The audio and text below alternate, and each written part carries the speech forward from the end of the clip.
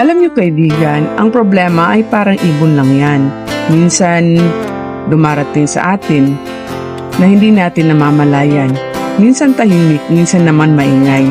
Maaari itong lumapo sa iyong balikat, magdala ng bigat at tila hindi aalis. Pero kung susubukan mong intindihin ito, hawakan ng maingat at obserbahan, malalaman mo na hindi ito nandyan para guluhin ka, kundi para turuan ka maging matatag. Nang sa huli, kaya mo itong paliparin palayo.